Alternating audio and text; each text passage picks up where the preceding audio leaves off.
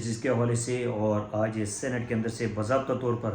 اس بل کی منظوری دی گئی ہے کہ پاکستان کی سپریم کورٹ کے اندر جو ججز ہیں ان کی تعداد کو 17 سے بڑھا کر 25 کر دیا جائے گا۔ یوں ایک چیف جسٹس کے علاوہ 24 جو ہیں وہ جسٹس صاحبان کے اوپر یہ مشتمل یہ کورم ہوگا، جو سپریم کورٹ کے اندر جو پینڈنگ کیسز وغیرہ ہیں ان کو جو ہے وہ زیر التوا کیسز وغیرہ کو ان کو پروسیڈ کرے گا۔ اس حوالے سے پاکستان تحریک انصاف اور جے یو آئی اس بل کا حصہ نہیں بنے۔ انہوں نے آج واضح طور پر اس کے اوپر اختلاف کیا ہے، اور جو حامد خان صاحب ہیں اور کامران مرتضیٰ صاحب نے بھی اس کے اوپر آج مخالفت کا اظہار کیا ہے۔ کھل کے انہوں نے کہا کہ اگر پاکستان کی 26ویں ترمیم کے بعد آلریڈی پاکستان کے جوڈیشری کے نظام کے اوپر سے لوگوں کے تحفظات تھے اور اس طرح کا بینچ بنانے کی کوئی ضرورت نہیں تھی، supreme court well and best طریقے سے وہ پروسیڈ کر رہا تھا معاملات کو، تو اس حوالے سے پہلے یہ ڈیولپمنٹ ہے۔ اور دوسری ڈیولپمنٹ یہ ہے کہ میاں محمد شہباز شریف صاحب کا جو آفیشیل وزٹس تھے سعودی عرب اور قطر کے وہ کمپلیٹ ہوئے ہیں، اور اس کے بعد کمپلیٹ ہونے کے بعد وہ پاکستان واپس تشریف لا چکے ہیں، اور پاکستان واپس تشریف لانے کے بعد انہوں نے قطر کے حوالے سے جو اعلامیہ ہے وہ جاری کیا ہے۔ انہوں نے کہا کہ قطر کے ساتھ ہمارے برادرانہ تعلقات ہیں، سعودی عرب کے ساتھ بھی ہمارے برادرانہ تعلقات ہیں، اور قطر جو ہے وہ خواہاں ہے کہ پاکستان کے اندر انویسٹمنٹ کرنے کے موقع کے اوپر جو ہے وہ متعدد شعبوں کے اوپر جو ہے قطر وہ انویسٹمنٹ کرے گا۔ اس حوالے سے سعودی عرب کا دورہ بھی آفیشلی اچھا رہا ہے، اور کیونکہ سعودی عرب بھی پاکستان کے کچھ متعدد معاملات کے اندر جو ہے اس میں جو ہے وہ متعدد شعبوں کے اندر انویسٹمنٹ کرے گا۔ اس حوالے سے یہ دورہ ایک اہم کنسیڈر کیا جا رہا ہے، کیونکہ پاکستان کے اندر ایک ڈومیسٹک پولیٹیکل ٹرمائل ہے، لیکن اس کے ساتھ ساتھ پاکستان کے اندر سے جس طرح سے برین ڈرین ہوا ہے، پاکستان کے اندر سے جس طرح سے انویسٹر نے پاکستان کو اسکیپ کیا ہے، تو یقینی طور پر پاکستان کے لیے، پاکستان کی اکانومی کے لیے خاصا زیادہ فمبل تھا۔ تو اس حوالے سے اللہ کرے یہ دورہ نیک شگون ثابت ہو پاکستان کے لیے، اور پاکستان کے اندر انویسٹمنٹ آئے، اور پاکستان کا جو برین ڈرین ہو رہا ہے اس سے پر کسی حد تک قابو پا کے پاکستان کے اندر جو ہے ایک ٹیلنٹ کو یوٹیلائز کیا جائے، پاکستان کے جو انکارپوریٹڈ طبقہ ہے اس کو یوٹیلائز کرتے ہوئے جو نوجوانوں کے ہاتھوں میں ڈگریز ہیں، جو نوجوانوں کے ہاتھوں میں ہنر ہے، اس کو کہیں نہ کہیں یوٹیلائز کیا جائے۔ تو اللہ کرے پاکستان کے لیے اس طرح کے موقع بڑھیں جس میں پاکستان گرو کرے، پاکستان فرنٹ سے لیڈ کرتا ہوا نظر آئے۔ اچھا، تیسری عام ڈیولپمنٹ یہ ہے کہ سپریم کورٹ کے اندر ایک تو جسٹس قاضی فائز عیسیٰ صاحب ریٹائرمنٹ کے بعد وہ برطانیہ چلے گئے، اور آپ کہہ سکتے ہیں کہ ادھر جو مڈل ٹیمپل ہے اس میں وہ بینچر کی حیثیت سے انہوں نے جو ہے وہ ممبر کا عہدہ لیا ہے، اور اس حوالے سے اگر دیکھیں تو جسٹس قاضی فائز عیسیٰ صاحب وہاں پہ ان کا بینچر منتخب ہو جانا یقینی طور پر پاکستان کے لیے ایک نیک شگون ہے۔ پاکستان کی جوڈیشری کے اندر سے دوسرے وہ آدمی ہیں کہ جو برطانیہ کے اندر مڈل ٹیمپل کے دوسرے جو ہے وہ ممبر منتخب ہوئے ہیں۔ اب دیکھنا یہ ہے کہ یہ مڈل ٹیمپل ہے کیا۔ اگر آپ کہیں کہ انٹرنیشنل لیول کے اوپر اگر جو پاکستان کے اندر یا پھر پوری دنیا کے اندر جو بیرسٹریٹ کی جو ڈگری لوگ حاصل کرتے ہیں تو ان کی منٹورشپ اس کے اندر کی جاتی ہے، تو یقیناً طور پر یہ پاکستان کے لیے نیک شگون ہے، لیکن وہاں پہ بڑا انپریسیڈنٹڈ اور انفارچونیٹ ہوا ہے۔ قاضی صاحب یقینی طور پر پاکستان کے اندر کچھ اپنے فیصلوں کے حوالے سے اچھی ریپو نہیں رکھتے تھے، کیونکہ وہ باعث کنسیڈر کیے جاتے تھے، کیونکہ ان کے اوپر الزام لگایا جا رہا ہے پاکستان کے حلقوں کی جانب سے، پاکستان کی عوام کی جانب سے، پاکستان کی تحریک انصاف کی جانب سے، کہ قاضی صاحب نے اپنے من منے فیصلے کیے ہیں۔ قاضی صاحب نے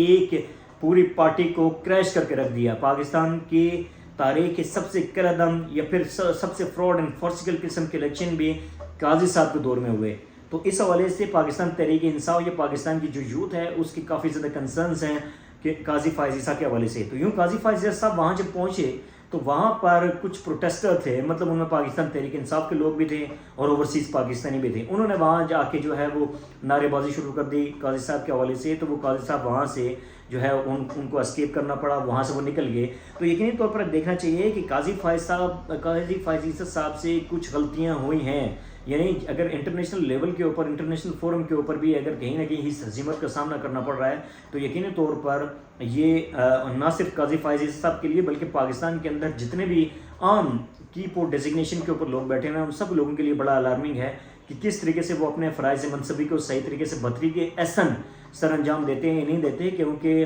انہوں نے ایٹ دی اینڈ جا کے پبلک کو فیس ہی کرنا ہے۔ تو یقینی طور پر اگر قاضی فائز عیسیٰ صاحب کے کچھ ڈیسیژن ٹھیک نہیں تھے تو یقینی طور پر اکاؤنٹیبلٹی جو ہے وہ پبلک کرے گی، اور وہ پبلک اپنے انداز میں اکاؤنٹیبلٹی کر سکتی ہے۔ ہاں، ہو سکتا ہے کہ اس میں کچھ ہیٹ ریٹ اسپیچ ہو، کچھ جو ہے وہ کہہ سکتے ہیں کہ ایک منظم پروپیگنڈے کے تھرو ایسا ہو سکتا ہے، لیکن آپ اگر پوری دنیا کے اندر اس طرح کے فیصلوں کی وجہ سے اگر جانے جائیں گے تو یقینی طور پر کہیں نہ کہیں ری ایکشن ضرور آئے گا۔ نو ڈاؤٹ پاکستان کے اندر تو ایک پوری پارٹی کو کریش کرنے کا جو دورانیہ ہے وہ قاضی فائز عیسیٰ صاحب کے چیف جسٹس کے دوران ہی ہوا ہے، کیونکہ ملک کی تاریخ کے سب سے باعث الیکشن بھی قاضی فائز عیسیٰ صاحب کے دور میں ہوئے، جو آپ کہہ سکتے ہیں کہ فروری 2024 کے اندر جو پاکستان کا جنرل الیکشن ہوا، مینڈیٹ کہیں اور ملا اور سیٹیں کہیں اور کنورٹ کی گئی، اور اس حوالے سے قاضی صاحب جو ہے وہ خاموش رہے، سہولت کاری کا رول انہوں نے ادا کیا۔ تو یقینی طور پر ان کی تاریخ میں یہ ایک بلیک اسپاٹ قاضی فائز عیسیٰ صاحب کے نام کے اوپر ہے، جو تا دیر جو ہے وہ یاد رکھا جائے گا۔ اس حوالے سے اگر دیکھا جائے تو